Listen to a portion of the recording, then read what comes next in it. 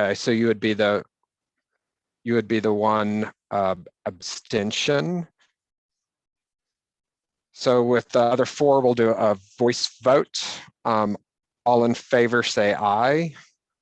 Aye. Any opposed? There are none opposed. So there we have it. And then finding a fact, we don't have one listed, Nancy, but I'm assuming we need to approve also the finding of fact from March 9th. It's my understanding, since that was just an extension of a previous variance, there are no findings. Oh, okay, perfect. Oh, that's right. That's exactly what that was. So there's no approval finding of fact. Look at this, we're flying through this already. All right, the case procedure. So since there are 5 members present, therefore 4 affirmative votes are required to grant a variance or appeal. Of note tonight, the first case will be a variance. The second case is going to be an appeal. If you're online and you wish to speak in favor, just make sure the case that you want to speak for is the one that you're chiming in for. So the first one's going to be the variance, and that is going to be the variance to reduce the ground floor commercial space. So the board is authorized to grant or deny a variance by Part 3, Section 60 of the Inglewood City Charter. Anyone aggrieved by a decision rendered by this board may appeal that decision to a court of record. However, such appeal must be made within 30 days of the board's decision. Any approved variance is effective at the end of the appeal period. Building permits for construction associated with an approved variance will not be issued until the appeal period is ended. Building permits must be obtained and construction begin within 180 days of the variance's effective date. Procedure for the meeting, this is the variance. The case will be introduced. An overview will be given by staff. Applicant will present their request and reasons the variance should be granted. Proponents will be given an opportunity to speak. Opponents will address the board if they're present, and if needed, staff will again address the board. So I will open the public hearing for case VAR 2022-002. The applicant is Randal Ankeney. Sorry if I've butchered that last name. The property. Okay. The property is 4475 South Broadway. The request is a variance to reduce the required ground floor commercial space from the required 50.1% to 0% to develop the property as a multifamily residential. Mr. Charles, could you please give us the lowdown? Oh, also real quick, I do, in the packet, we had the verification, I believe, of publication, and also all the folks that signed off, so everyone can note that. Mr. Charles. Yep, you got it. Will, raise your right hand. Do you swear or affirm under the penalties of perjury that you will tell the truth in this proceeding before the Board of Adjustment and Appeals? I do. Please state your name. Will Charles, Planner 2 with the Key Development Department. Yeah, so I'm going to go ahead and share my screen real quick. Let's see. There we go. Does everyone see a PowerPoint presentation? Yes. Okay, perfect. Yeah, so this is a variance for 4475 South Broadway. Currently, it has a motel on the property.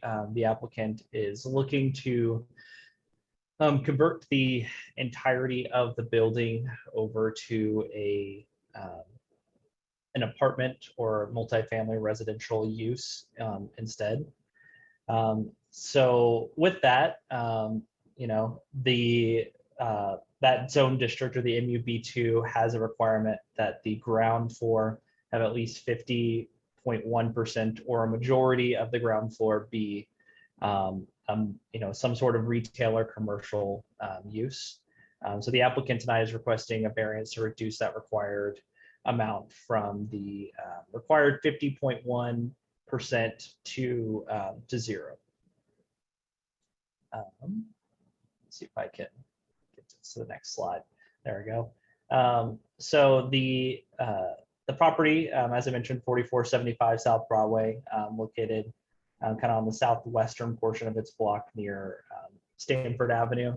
The applicant did provide a number of neighbor notifications from the properties on the same block as him. And so those are the properties highlighted in green are the ones that were provided that were in approval of the variance. And then I'll go ahead and go to this next slide where it just has kind of a drone shot of that building. So, you know, as far as these variances, they have the 4 criteria that we judge variances on. So the first criteria being unique physical conditions exist such as size, shape, location, topography, or surroundings, which are peculiar to the land or structure involved, which deprive the applicant of privileges enjoyed by other properties in the vicinity. For this property, you know, the building itself is, you know, the kind of the unique condition since the applicant is looking to convert the building from this motel use into the multifamily residential, with the majority of the building being a single-story structure. That would significantly reduce the amount of apartment buildings or apartment units that could be added into that building. It would, you know, be primarily a commercial structure at that point once you convert most of that ground floor to a commercial or retail use. The second criteria is that it's consistent with the intent of the zone district regulations to secure public health, safety, and welfare. You know, currently the use right now is has a more you know, transient use. You know, with it being a motel, they're all short-term stays. So the space would be, you know, more suited for long-term tenants. And then additionally, staff believes it would help with the public health, safety, and welfare of the area. The third criterion is that it will not impair the use or development of adjacent conforming properties or the essential character of the neighborhood. You know, most of this area, you know, just like most of Broadway is developed. So the removal of the ground floor retail from this property wouldn't affect those adjoining properties and how they utilize theirs. Fourth criterion is that the variance is not a self-imposed difficulty or hardship. Since this is a existing structure where they're wanting to, you know, change the use in it, it makes it a little less of, I would say, a self-imposed hardship. You know, if this was to be completely clean scraped and built with a new structure, I think, you know, that's where it would be pretty easy to fit those retail requirements in. With the structure being a primarily single-story structure, it makes it more difficult to do that while, you know, meeting the goal that the applicant has, which is to convert it to multifamily residential. With that being said, the Community Development Department does not have a recommendation for this variance, either in favor or opposed. But I am happy to answer any questions you have, or yep, that's my presentation. Just so I'm clear, a motel use would be considered a commercial use, or is this non-conforming, or what? That's a good question. I'm not yeah, I'm not entirely sure what yeah, I didn't think about that before. I can look it up and see what we have it classified as in our use chart once the applicant starts their presentation. Okay. I can get back to you on that one. I can answer that. It's labeled as hospitality, which is different. I'm sorry, sir, but you can't speak yet. You Oh, have I'm to be sorry. sworn in. Yeah, we'll call on you shortly. I'm sorry. Thank you. I'm gonna go ahead and stop sharing my screen just so we can see everyone's faces, but let me know if I need to pull this back up.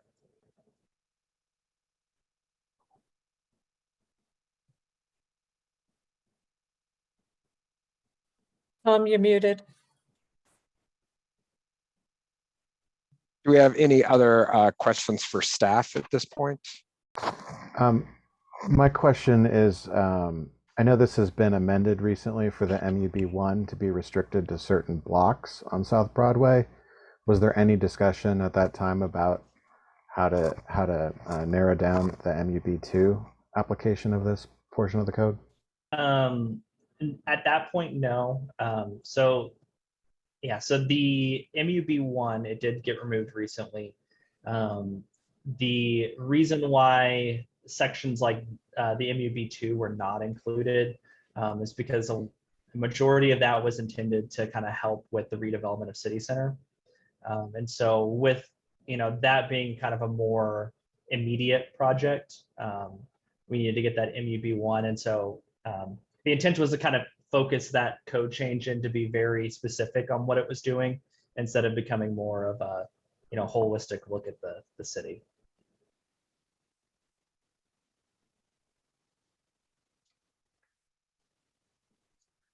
Any other questions for staff at this point?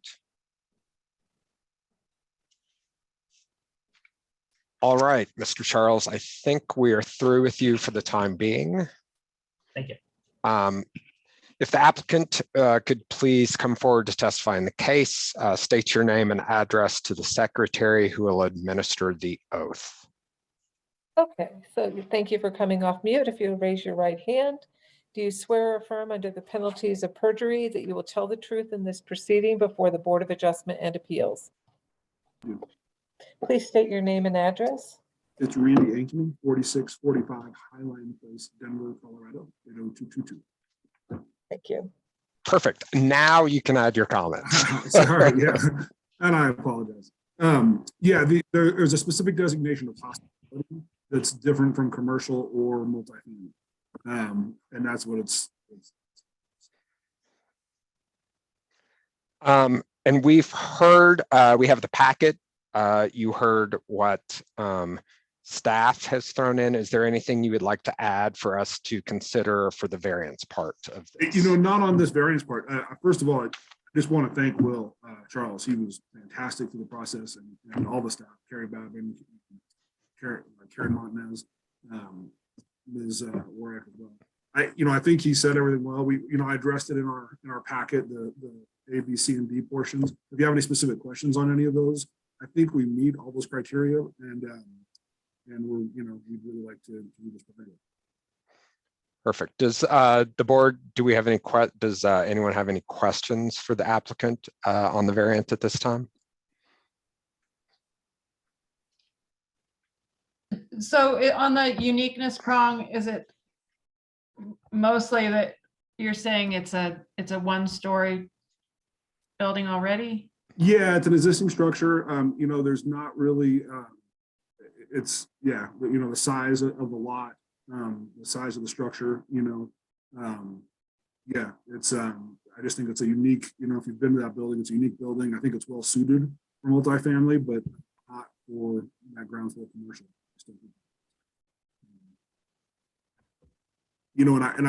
I guess one thing I would like to add about the variance request, it's not necessarily specific to the uniqueness prong or one of the prongs, but I think, the intent of the zoning, and there's a lot of other cities that have the same kind of zoning where it's multifamily with ground floor commercial. I've never seen it where it's a requirement to have 50%.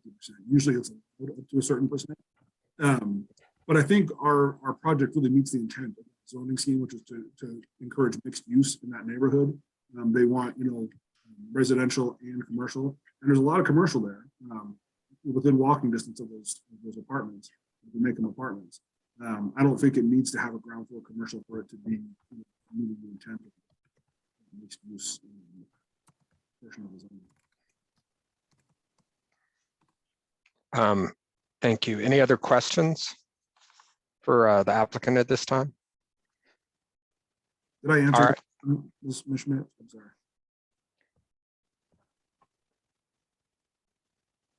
Angie, did he answer your question? Did I answer your question? Oh, sorry. Yeah, you did. Yeah. I'm having, Mr. Ankeney is the sound is going in and out. I don't know if that's an issue for anyone else, so. Is it? I'm sorry. Yeah, I don't know. It's good now. It's good now. Yeah. Okay, good. I'll try to speak up and not mumble. Okay. Okay, and don't be offended if we ask to repeat yourself at some point, so, Very good. awesome. Any other questions? I don't see any other questions. Thank you, sir. So I think we're done with you for this part. Is there, Ms. Fenton, I don't know if we have any people present that wish to speak in favor of the variance on the line. Yeah, it's difficult to tell online, so if the board is okay, I'm just gonna go through one by one and we'll Yep. check with them. That's fine. And I don't know if you want to, if when we go through one by one, if we want to, if Mhm. see if they're going to be Yeah. for or against, if rather than do it twice. So if the person on the call ending in 6366 could unmute. We're ready to hear from you if you wish to speak.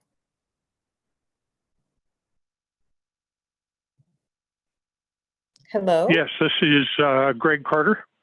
Hey, Greg. So are you here to speak on the variance, which is to eliminate the first floor retail requirement?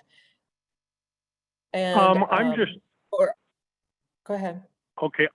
I'm just concerned by releasing the variance, what it opens the doors for Okay, in the so you do future. want, sorry, I don't mean to cut you off, but I need to swear you in. I just wanted to know if you want to speak for the variance or the appeal, and you certainly can speak on both. So Okay. I'm going to trust that you have your hand risen. And do you swear or affirm under the penalties of perjury that you will tell the truth in this proceeding before the Board of Adjustment and Appeals? Yes, Okay, please state your name and address. Greg Carter. I'm the property owner at 4500 South Broadway Okay, in thank you. Inglewood. Do you need my home address also? Nope, that's perfectly fine. Thank you. You can go ahead now. Okay. My concern is on the change in the variance is, does that open up anything for the future? And staff will probably have to answer for this, for other changes that we're not seeing or considering in the future for the building and build out, you know, especially height. What it is both the wings that go on the sides of the property are 1 story, but the majority in the center, all of that is 2 story already.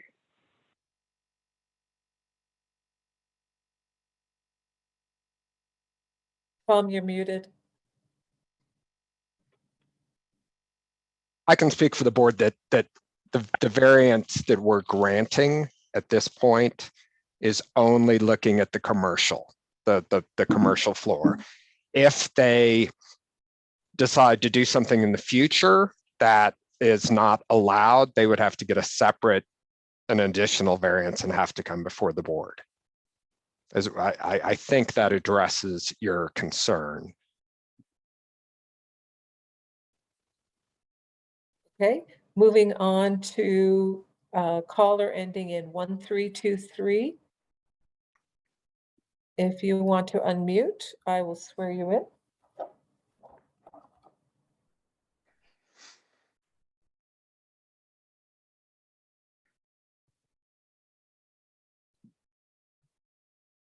So you, sir, the caller ending in with a phone number ending in 1323, you have to unmute. You have to click the button I've asked you to unmute.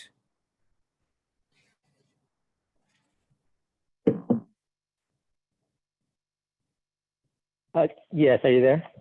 Yes, are you here to, I need to swear you in, but do you wish to speak about the variance or the appeal yes. or both? Okay, so I'm gonna ask you to raise your right hand. Do you swear or affirm under the penalties of perjury that you will tell the truth in this proceeding before the Board of Adjustment and Appeals?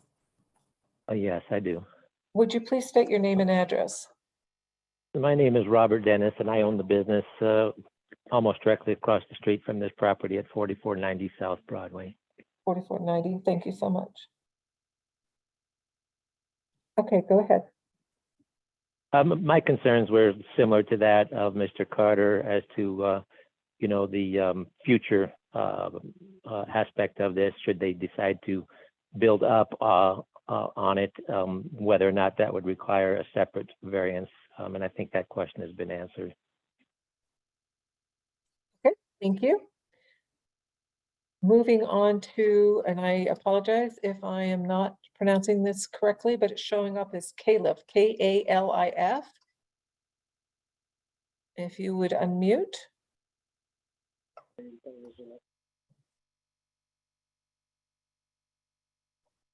And I'm going to explain to them that I signed the unit, but Oops, let me that mute was misled. him again. So K-A-L-I-F, if you wish to speak, please unmute.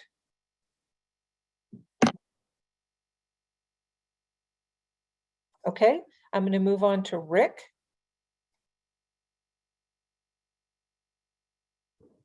Hi, Rick, do you wish to speak on the variance or the appeal or both? Okay, if you will raise your right hand, do you swear or affirm under the penalties of perjury that you will tell the truth in this proceeding before the Board of Adjustment and Appeals?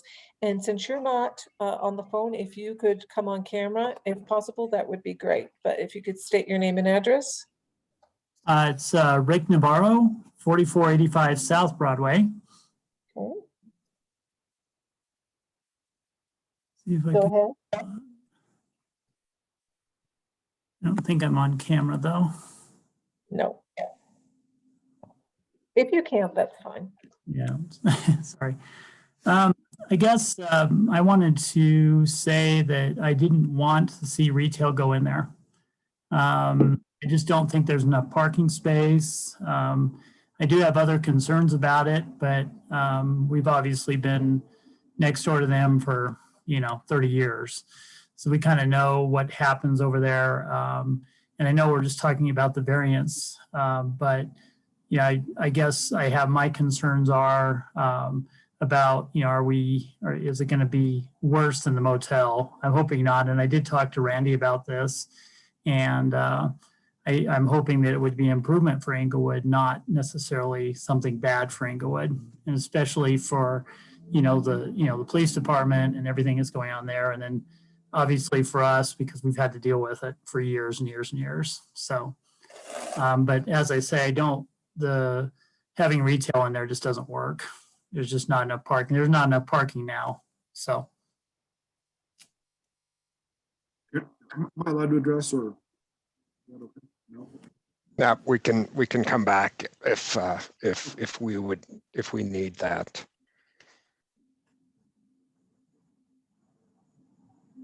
Okay, thank you, Mr. Navarro. I'm going to try one more time for K-A-L-I-F, Calif. If you wish to speak, you would need to unmute. We can wait just a second. If not, we'll come back to you for the next case. Okay, Chair, I don't see that person's unmuting. So. All right, perfect. So nice. So staff, if you could join us again. So I'd like you to address a little bit of some of the concerns that Mr. Carter and Mr. Dennis stated, if you want to expand on any of that. Yeah. So the variance would be to eliminate that ground floor retail. I think if the concern is for future additions to the building, that might be something that's good to add a condition to the variance, that the variance run with the existing structure. That would kind of clear up that it's purely for this existing structure, and the additions are something that would have to meet those ground floor requirements. And then additionally, I'm not sure if this was if that was the intent of the question, or if the intent of the question was more of a precedent question. So if that was more the question, I would say that variances are specific to the case, so they don't set precedent for future cases. And so hopefully in that fashion too, just because a variance is granted for this property, for this requirement, that would not inherently mean neighboring properties could could, ignore the ground floor retail requirement as well. So hopefully between those two, that clears up that it's specific to this case, not something, across the block or the city. And then I did also want to, for Angie's previous question, I just to kind of, so we're all on the same page, it is, so our code kind of lists, residential, public, institutionals, and then commercial uses, and then industrials. So it's listed under those commercial uses. So a hotel would be considered that. Perfect. Thank you, sir. Any other questions for staff at this point? Mr. Ankeney, did you want to add anything? I'll give you the opportunity. Just in response to Mr. Navarro's comment, I actually met with the liaison at the police department, kind of about the property and our plans, and asking for their support as well. They were very supportive. They couldn't put anything in writing, obviously, but Sergeant Lutz asked me to, said I could use his name. But we're cognizant of kind of the population there and what's happening, and there's no doubt that this will be better for England than I think the existing use. So I'd be real disappointed if everybody wasn't a consensus about that when we were done with it. Okay, perfect. Thank you, sir.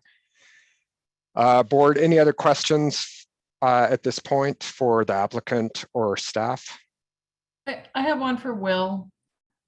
You may have answered this already, so I apologize, but the rezoning or the looking at zoning process that's going on right now, is that taking a look at changing the ground floor commercial requirement in different zone districts? So right now we're in the very early stages of kind of actually getting some code on paper to consider. So it's still a little early in that. I can tell you just on the number of these that have come before this board, it's something as staff that we're very much, it's at the forefront of our minds as far as making sure it's something that gets looked at. I don't have an answer for you as far as what that'll look like in the future, but I can tell you it's something that it's on the short list of considerations, to make sure to talk about. And that, the timeline for that may be not fixed in stone, but my understanding was maybe end of 2022. Yeah, that's the hope. So into 2022, early 2023, those would be the goals. Okay. All right, any other questions at this time? All right, the public hearing is now closed. Is there a motion and a second?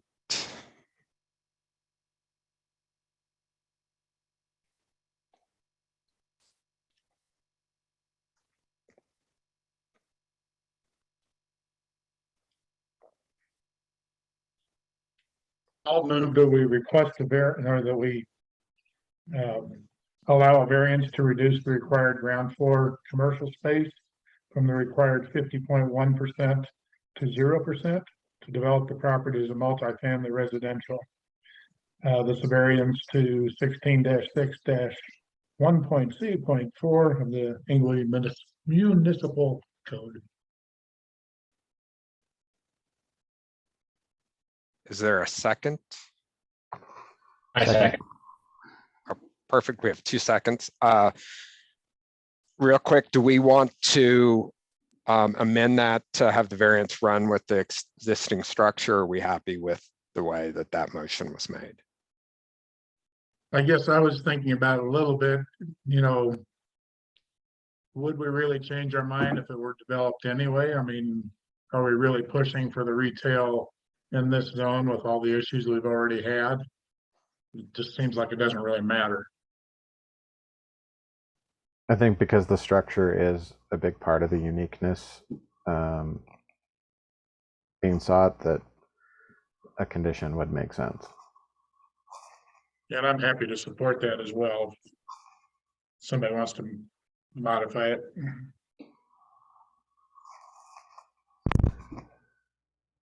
Do we have would we like to do a friendly amendment for that motion? I would support that motion. I just need to come up with the right language as far as the phrase and that actually already. But an amendment to what would be case number VAR2022-002, amending that the variance runs with the property or runs with the variance. The variance runs with the property. Is there a second for that amendment to the motion? I think it would have to say runs with the existing structure. Right. And I can restate that if you want. Yep, if you could restate it with existing structure. Go back to get the right numbers. Hold on a second. I'd like to make an amendment to that with the variance case number VAR2022-002, that the variance conditions stay with the building structure itself. Is there a second? All right. Discussion on this variance?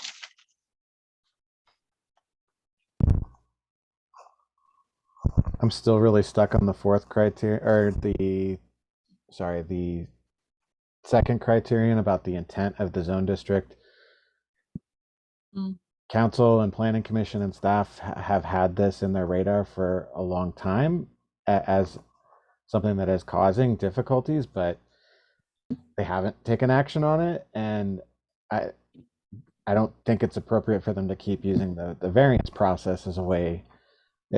Their intent is pretty clear in this code that this is supposed to be commercial on the ground floor. And as frustrating as it is for us hearing these cases, I just can't get past that intent part. It's not our job to come up with new intent. It's a good point. It's always uniqueness for me. So I mean, there's a lot of structures right around here that are maybe not motels, but similar 1 or 2 story structures. And I would have a difficult time distinguishing this from those other ones if they came before us asking for this thing. Yeah. So it's interesting to me, the uniqueness and the intent for this go a little bit together. For the simple sake that we've had new builds where we've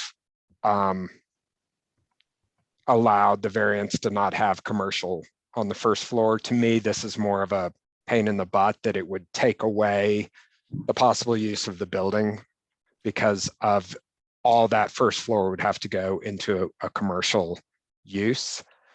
And to me, that goes then right to, I think the thing about this that's really unique is it is a 1950s hotel.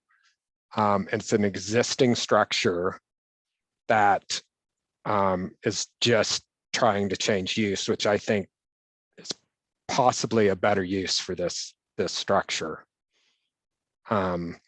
I think that to me, that's kind of the uniqueness, that it's not a recent hotel. It's one that's been from 1950.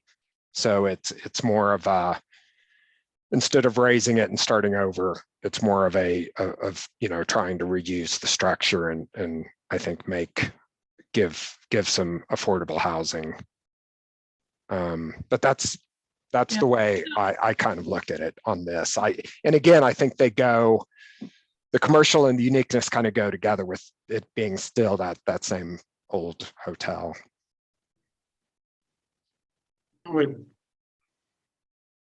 I guess one of my thoughts on the intent of the retail is that it be on the street and get people to come in. The uniqueness of this particular structure is there's very little frontage on the street to even make that happen. So in that regards, I think it does more or less meet the intent. Okay. I don't think we're going against the intent because of that. And I would go with Mr. or Chairperson Friesen at this point in time, actually, because I'm quite familiar with that area. I guess it would be the commercial property to the north, directly to the north, is not street. You still have to go in, and parking is tough. And just when it comes, and those are, I've seen a lot of turnover in those small little commercial areas that don't have that street vantage point. And I think that changing the use of commercial on the first floor will not hamper commercial development on Broadway. I think there's enough space that is available at this time that if a commercial entity, small business or anything like that wanted to go in there, there's many options along that section of Broadway. Yeah, I mean, I can be persuaded on this because it is called a mixed use district. So it is intended to have residential, and it's not changing this from being a primarily commercial corridor. And again, Yeah. I do agree with that, having residential on there, it gives people, if we did move forward with this and did go to a apartment style, the walkability, I think, would only support those small businesses in that area.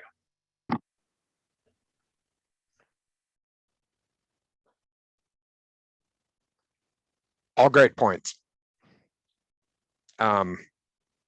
Any other discussion?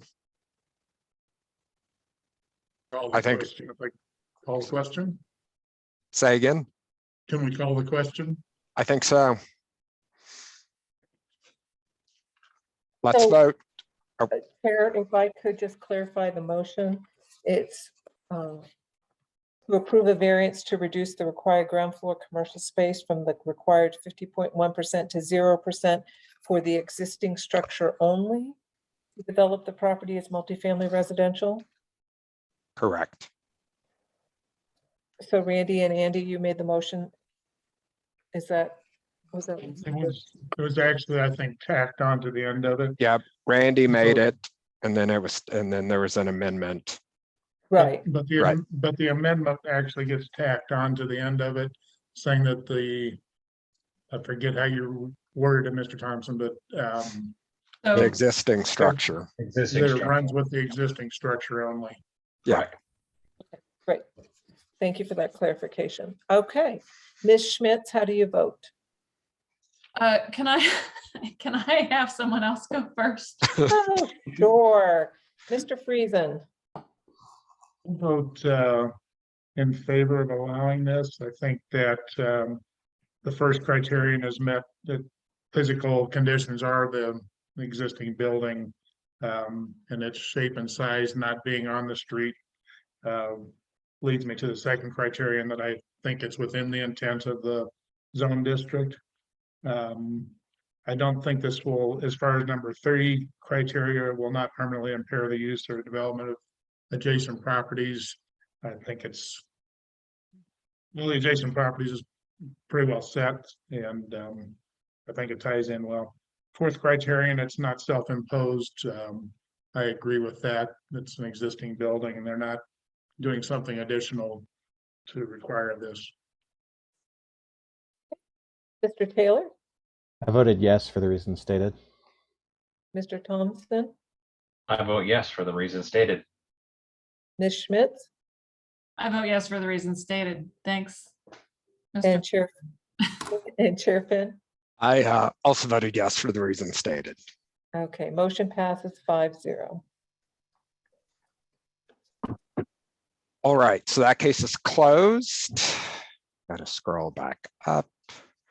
So this is case VAR 2022-003.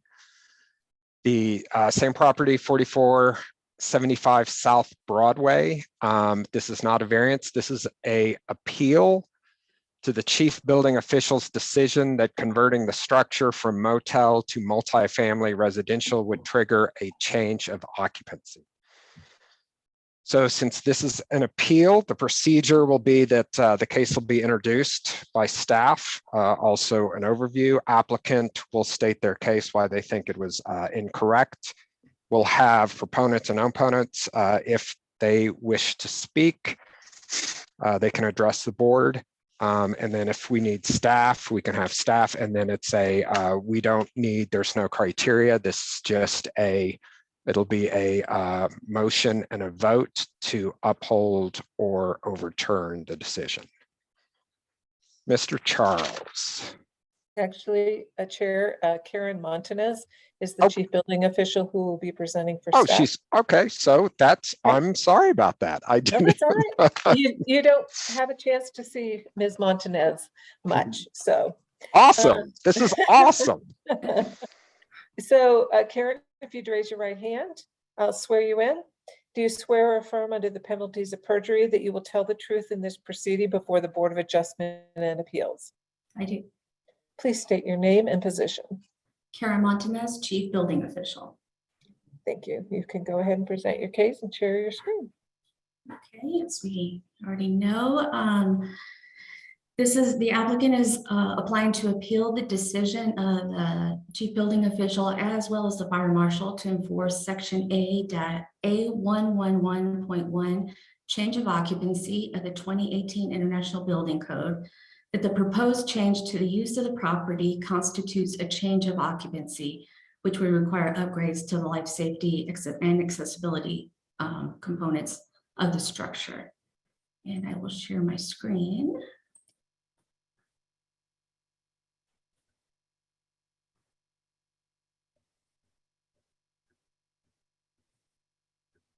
Okay.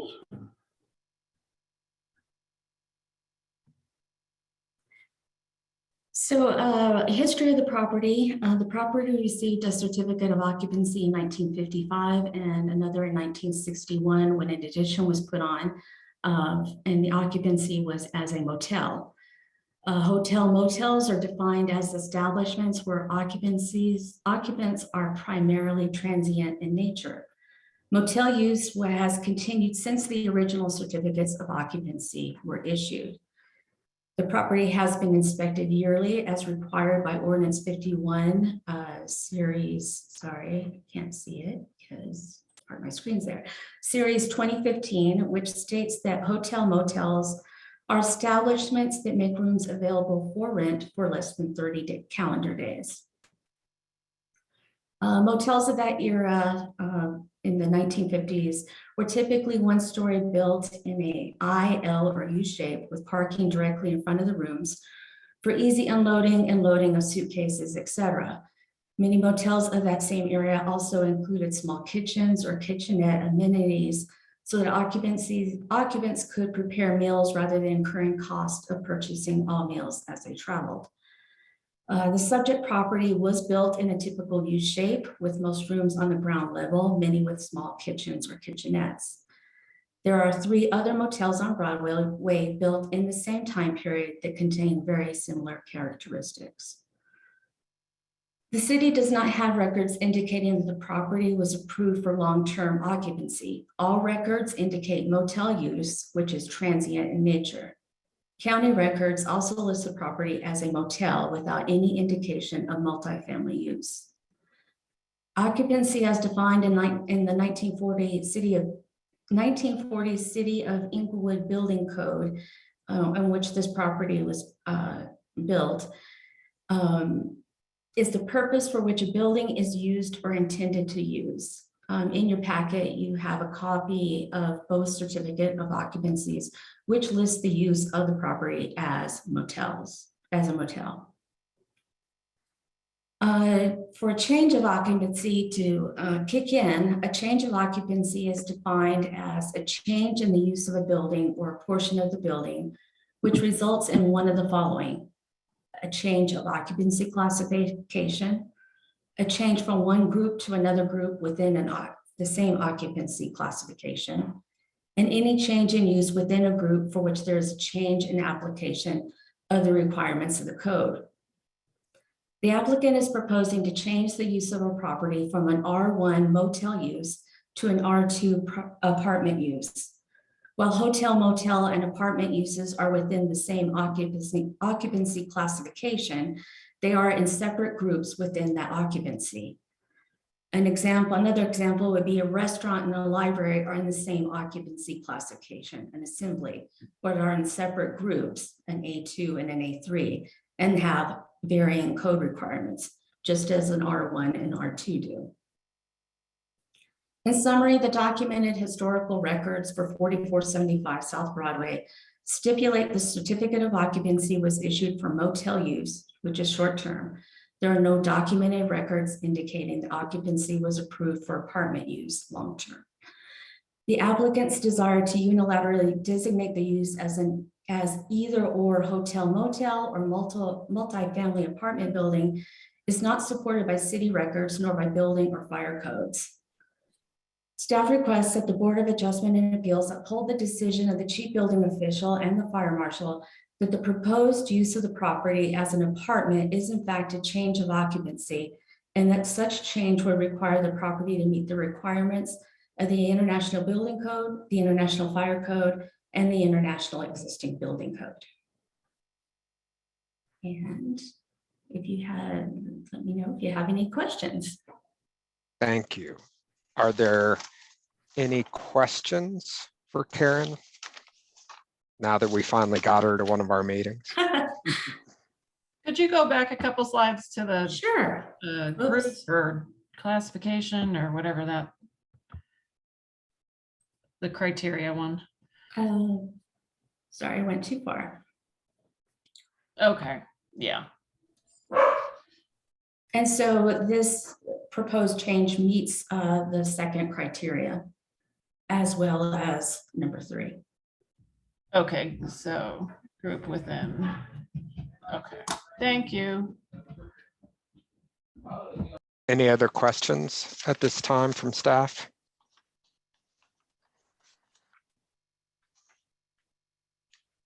All right.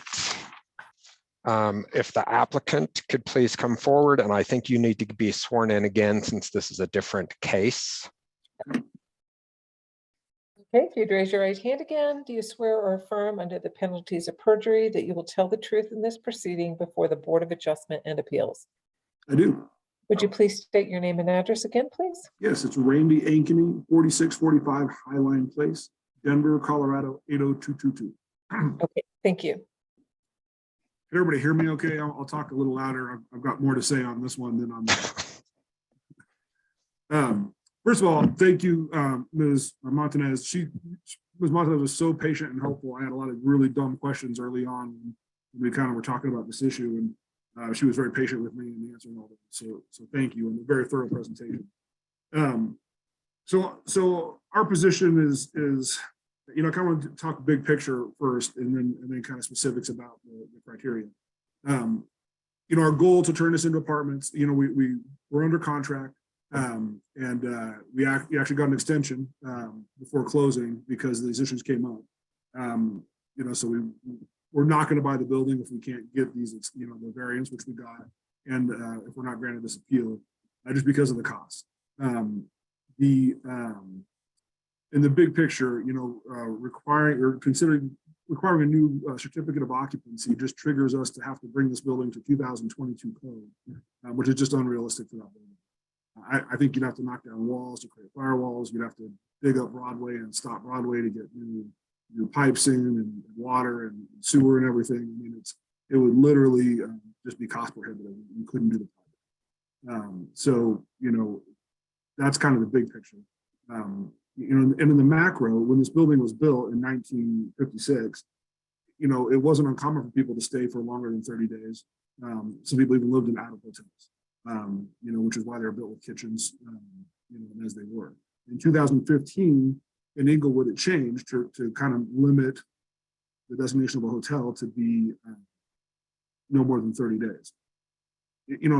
So in the first instance, the original certificate of occupancy, my kind of legal argument is that multifamily and longer term use was a lesser included use that a hotel could do. A hotel was a more difficult designation to get in multifamily to allow short term and not just long term. But you could also allow long term with a motel certificate of occupancy. You know, so I don't think there's a real change of use. You know, the people that have lived there, they don't have second addresses. These aren't people who have a home and are staying there on business or something like that. It's not the population. It's not a change of use. These people. And I think everybody kind of knows that and understands that. You know, typically when you have a change of use, you're taking an office building and turning it into an apartment complex. I would understand the need for a new certificate of occupancy. You got to make sure that there's systems in there for people to live in, bathrooms, showers, whatever. None of that's the case. We don't have to knock down any walls or anything to turn these apartment units. They're, you know, literally have a living room, a kitchen, and a bedroom into an apartment instead of a hotel. So, you know, if this had been originally, the original certificate of occupancy had just been multifamily instead of hotel, which also allowed multifamily for longer term stays at least. You know, we'd be able to do this, and it wouldn't require any new certificate of occupancy. It's kind of a legal distinction and not, you know, it's not a safety thing. I don't think that building, you know, we still have to keep it to code and such. It's just the code requires less for a building that's older than one that's being built today. And the new certificate of occupancy treats it as if it's being built today. You know, that's just, I don't think it's necessary in this case. It's not going to be unsafe for the tenants, you know, for the people who live there and for what we're trying to get. You know, and again, I would just point out that it was 2015 when that change, when the Inglewood Code came in and, you know, kind of limited the length of stay for a hotel to 30 days. Before that, people could stay as long as they want, and you know, and they did, you know, and frankly, they still do. You know, I'm not trying to speak ill of the population that's there or how that business is run, but I know they get cited regularly when they do come and inspect, because they ask the tenants how long they've been there, and usually, you know, if they're honest, if they talk to them, some of them have been there longer than 30 days, for months. So people are living there already. You know, we just want to improve the conditions. We want to renovate the rooms. We want to upgrade the appliances and make it nicer and get long-term, more stable leases. It's not, you know, again, it's just, I just don't think it's a change of use or a real change of occupancy. I think that covers it. Perfect, thank you. Questions for the applicant? So I'm unfamiliar with what might have to happen with the building as far as the upgrades. Yeah. Is that something that you could walk through with us a little bit? That you know, I don't have the detail other than what you know, Mr. Babin with the city kind of gave me. They'd probably be the better people to ask these questions to. I just know it'd be cost prohibitive. The few things. Okay. Yeah, we can bring it up with Ms. Martinez. Yeah, he could answer better than I could. Oh, yeah. So you mentioned firewalls. Mm-hmm. I think sprinkler systems, Yes. interconnected smoke detectors Yep. is, I think, what's mentioned. Yeah, and you know, and again, if the building had been multifamily since 1956, which it certainly could have, you know, there'd still be some requirements that we have to meet, and we will bring it to the code that, you know, that requires, right? A building that's built in 1956 you know, today. We're going to comply with all the codes that building requires, but building it as if it's new, or if a new certificate of occupancy is just requires some stuff that I frankly don't think is possible with that building. I think you'd almost have to tear it down. Any other questions, comments for the applicant at this point? All right. Thank you, sir. I think you're off the hot seat momentarily for this one. Do we want to go back to Ms. Montez? Or do we, Randy, do you want to, I don't know if she would be the one to address some of this. I think yeah, but I'd say let's. Hold on, Randy. sorry. I'm sorry. Wrong Randy. Oh, sorry, I thought you were asking me. My mistake. Sorry. Mr. I'd Friesen. say let's hear from the public first, and then we can come back to staff like we usually do. Okay. So, Mr. Carter, if you want to unmute again, I can swear you in for this, this particular case. This is Greg. Okay, so I will need to swear you in again, Mr. Carter, since it's a Okay. separate case. So do you swear or affirm under the penalties of perjury that you will tell the truth in this proceeding before the Board of Adjustment and Appeals? Yes, I do. Okay, please state your name and address. Greg Carter, 4500 South Broadway. Okay, thank you so much. Okay, first I'd like to start off with owning and opening and businesses in Inglewood, that no matter what I do or when I purchase a building or start a new business, I have to bring it up to code. It's just the expectation of working with the building department and doing the right things for the community. And this also being going to multifamily, it would be even more of a concern, I think, for the citizens of Inglewood and future tenants, that it needs to be all brought up to code. The last things we need are gas problems, water problems, or a fire or whatever there might be. And that's why we should, opening a new business or changing a business, update to code. It's the right thing to do. So I oppose this appeal and feel that we should uphold the chief building official's decision. Okay, thank you. Perfect. Thank you, Mr. Carter.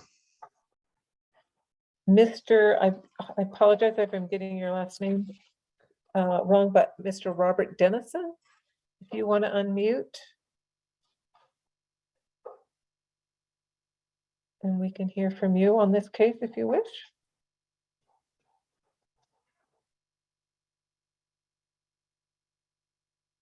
Phone number ending in 1323. Okay, we can come back. And then Rick Navarro, if you wish to unmute. There we go. I'll need to swear you in again. Do you swear or affirm under the penalties of perjury that you will tell the truth in this proceeding before the Board of Adjustment and Appeals? I do. Please state your name and address for the record. Rick Navarro, 4485 South Broadway. Okay, thank you. So I agree with the last person.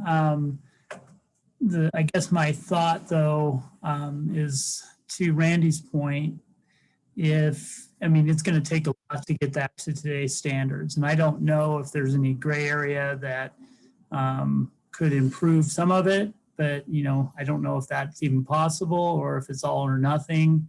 But I know just, from years of being here that like the sewer is probably, bad because they fooled around with that for years, and making that into an apartment building, obviously that's going to have to be taken care of.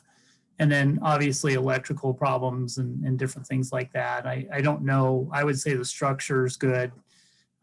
It's a cinder block, same as us. So I don't know if there's any way of, saying, we have to improve this, but, and I know that with doing changes like this, they're requiring sprinkler systems and things like that. I don't know if that falls into this or not.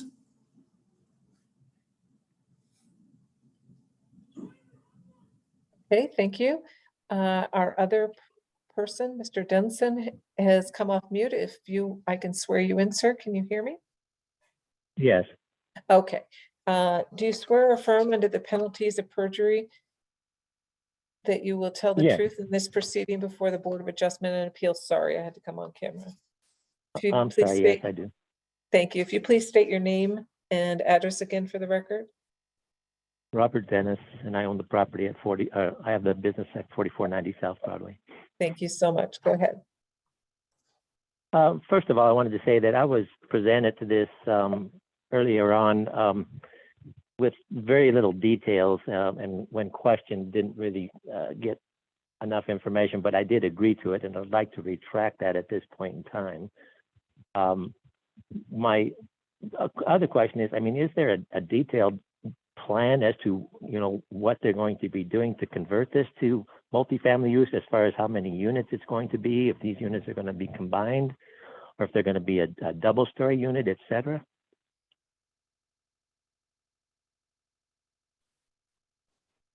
Yeah, I can tell you that there was not one in the packet. And that it probably would not affect the variance or the appeal.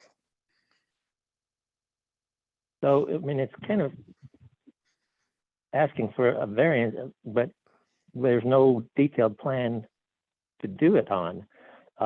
So when I was told about this, I was told that there's currently about 36 units there approximately, and they were going to be cut into half into 18 by the applicant, you know, and I'm wondering if this is in fact the case.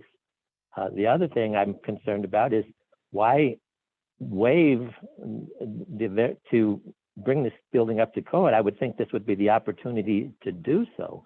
I mean, if it's going to be changed to a multifamily use, this would certainly be the opportunity to bring it up to code where it may not be as of now. This would be the opportunity to ensure the safety of everyone that may be future residents of the building. Okay, thank you. And the other concern I have is, of course, there's a parking situation. There's very limited parking there, and that parking would have to be sectioned off or in accordance to how many units that will be there. You know, assuming that each and every unit is going to have probably a minimum of 2 vehicles. And with my business being across the street and others as well, I'm worried about the impact of parking, of people, you know, parking overnight in front of my business, etc. And I don't know that there's any plan that is stating what that's going to be like.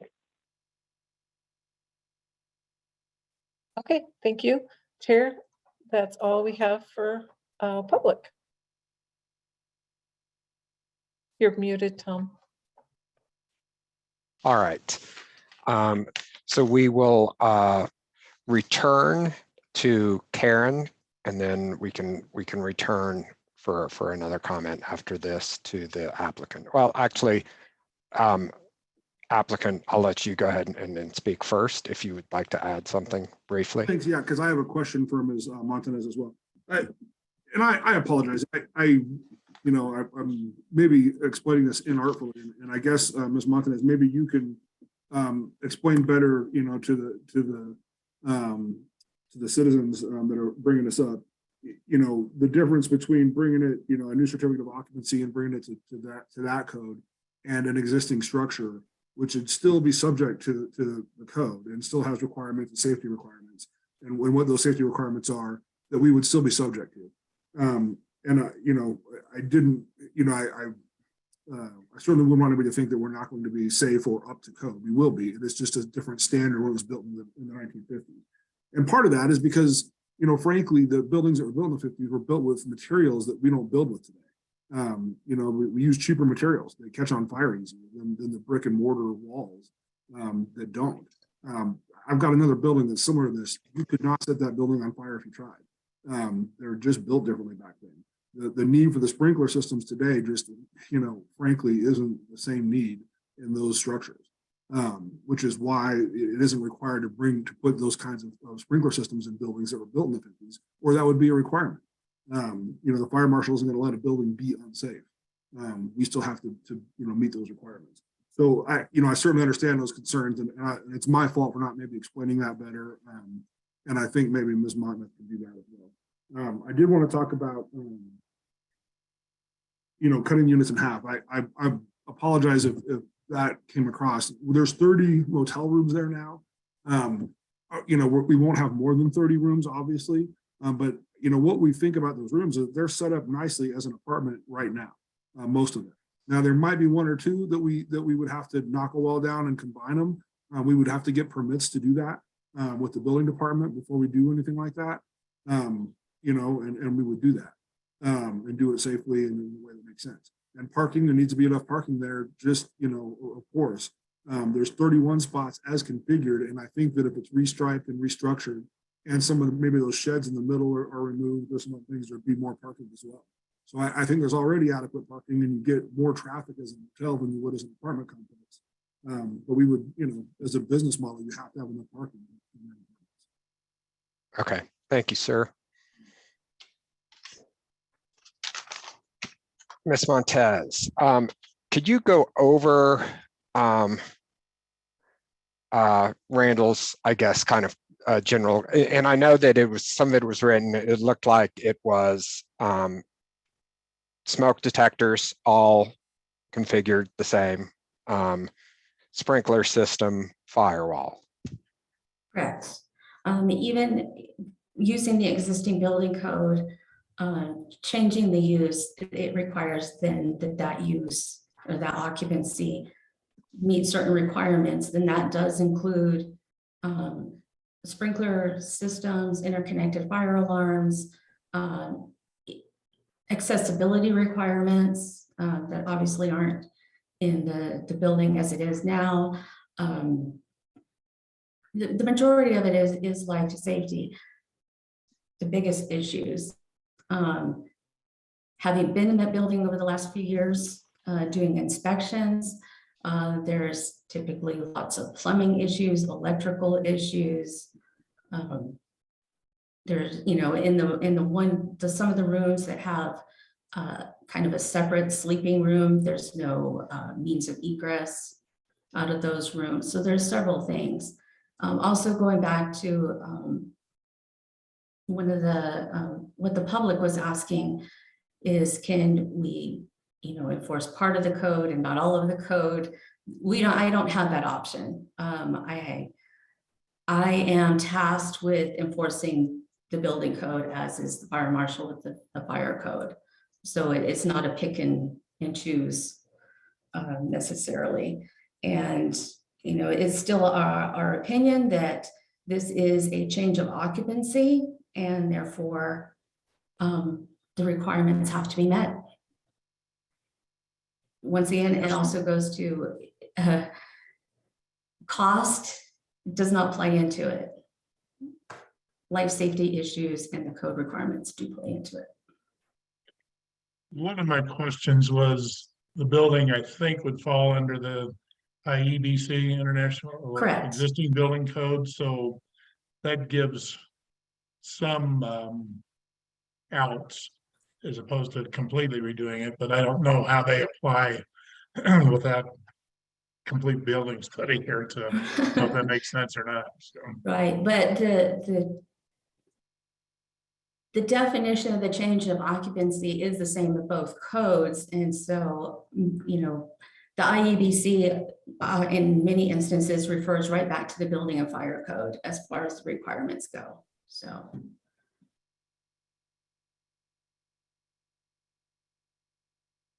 Any other questions for Ms. Montez?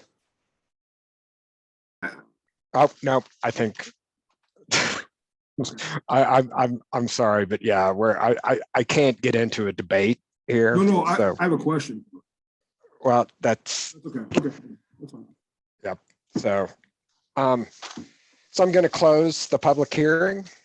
I need a motion, and remember that, so this is a appeal, so it needs to be in the affirmative. The motion needs to be an affirmative.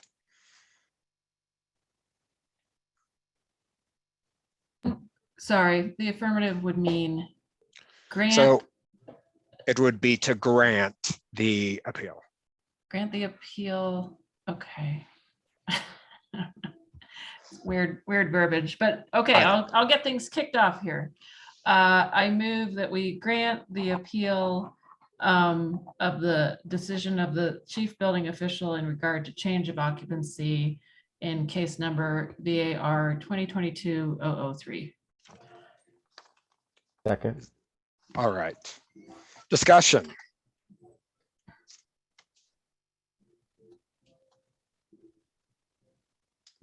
So when I moved here to Denver 8+ years ago, I actually stayed at a converted hotel that was turned into apartments. Now, in that particular case, it did have, and I was aware of it. Now, I didn't know the true building code, what was complied with, but you could clearly see sprinkler systems, smoke detectors, things of that nature that are for public safety. As far as egress, yeah, I had egress, but it was on a 3rd-story building, so that would, you know, but at the same time, it did have accessibility to a window that you could crawl out of. So I can see the need for that safety, and others have complied with that in the past.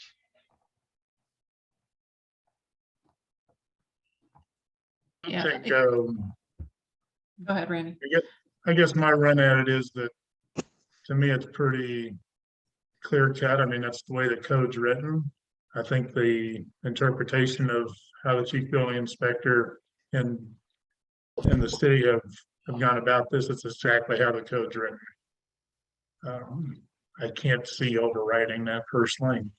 Yeah, I agree. I can't, the change of occupancy as it's defined, I don't see where there's room to rewrite that in this case.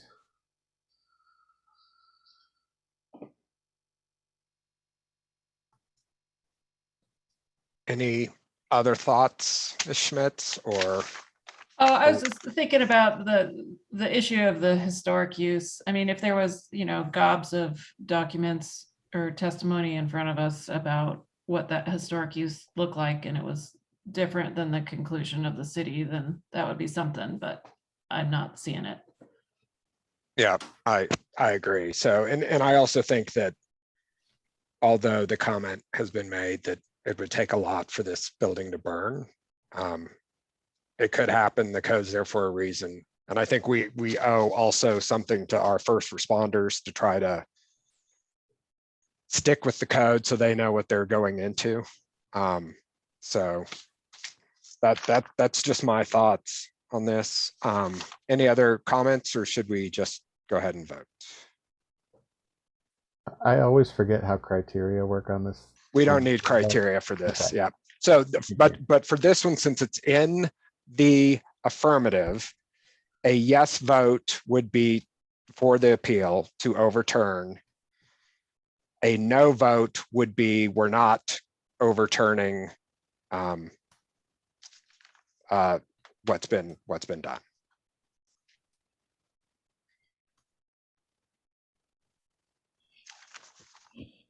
Nancy, I think we're ready to vote. Okay, so if I could just state that, just for clarity a little bit. So a vote to approve or a vote of yes is to grant the applicant his request. A no vote or a denial vote is upholding the chief building official's recommendation. So hope that helps. So since there's no criteria, Ms. Schmitz, I am going to start with you now. All right. I gotta go on camera. Sorry. I vote no, and I'll give you little reasons. I don't believe an appeal is appropriate because the determination of the the chief building official is correct. Mr. Thompson? I concur with Ms. Schmitz. Okay, Mr. Taylor? I voted no. Mr. Friesen? I also vote no. And Chair Finn? I also voted no. All right, so this case is, oh, sorry, I jumped in there. No, I was just going to say the motion was 0-5 in favor of the chief building official. The appeal is not granted. Perfect, thank you. Thank you. Okay, so this case is now closed. Staff's choice, Mr. Charles. Yeah, I do actually have something for this one today. So I just wanted to let you guys know that next Thursday will be my last day with the city of Inglewood. Wait, I think we need a motion and a second for this. We didn't approve that. I know. I kept it a secret from you guys to the last minute to, Well, hold you guys off, but yeah. But yeah, it's been great working with you guys over the years, and I think I said it in our own office, and I'm not saying it to butter you guys up, but I think this board does a really great job at what you guys do. So you'll be sorely missed on the next thing. So. Well, thank you for all your hard work. We wish you luck with Yes. for whatever your future holds. Mr. Charles, yes, I wish you the best of luck, and I'm sure the board does too, in your new endeavors. I appreciate that. We'll be here. If you never come back, Still find us. we'll all Yep, still be yep. here. Yeah. But you know you can't go any place better than here, right? That's true. That's true. But yep, but that is it for me. I don't know if any of the other staff on here have anything, but that's all I had. Karen, are you going to just take Will's place and you could just join us every week now? No, I was going to thank you for the time tonight, and it was nice meeting with all of you. Yes, thank you And for nothing joining. personal, but I don't want to have to come back for another appeal. Thank you. And then, so Will, who's taking your place? Well, it's kind of just worked out that I've been the person taking a lot of variances, but it'll just be whoever, Wherever. we still have Brooke Bell in our office and Eric Sampson. So, Okay. and then also Brian Isom, our new planning manager, who's on the call as well. So between the three of them, that'll be the answer for the majority of the future.